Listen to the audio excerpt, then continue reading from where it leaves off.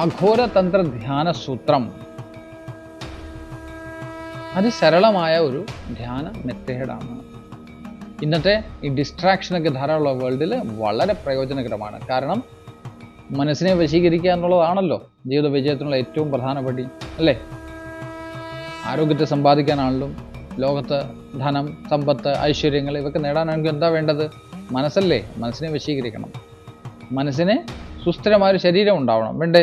നല്ല ആരോഗ്യ ദൃഢഗാത്രമായ ശരീരം. കുറച്ച് കാലം കഴിയുമ്പോൾ ശരീരം പോകും, പക്ഷെ മനസ്സുണ്ടല്ലോ.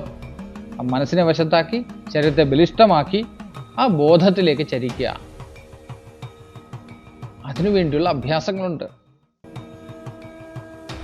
കുണ്ഡലിനി മാർഗത്തിലുള്ള അഭ്യാസങ്ങൾ അതുതന്നെ അഘോരതന്ത്ര മാർഗത്തിൽ ഇച്ചിലൂടെ വ്യത്യസ്തമായ രീതിയിൽ അഭ്യസിക്കപ്പെട്ടിരിക്കുന്നു. പാരമ്പര്യ അറിവുകളെ ഓർത്തിണക്കി നമ്മുടെ പ്രാണനിലൂടെ മനസ്സിനെയും മനസ്സിലൂടെ പ്രാണനെയും നിരീക്ഷിച്ച് പരീക്ഷിച്ച് വശത്താക്കി ജീവിതത്തെ കൈപ്പിടിയിലൊതുക്കുക. ഇതാണ് അഘോരതന്ത്ര ധ്യാന സൂത്രം. സൂത്രം എന്ന് വെച്ചാൽ അതിലേക്കുള്ള ഒരു മെത്തേഡ് അല്ലെ ഒരു ചരട്. എന്താണ് തന്ത്രം? ടെക്നോളജി എന്ന് പറയാം. സരളമായി പറഞ്ഞാൽ ഇൻ്റലിജൻസ് വിത്ത് അവെയർനെസ്. ബോധത്തോടുകൂടി ഈ ലോകത്തിൽ ആനന്ദിക്കുക.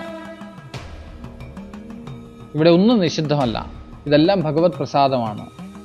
ഒന്നിനെ നിഷേധിക്കില്ല അഘോരമാർഗം. എല്ലാത്തിനെയും സ്വീകരിക്കും.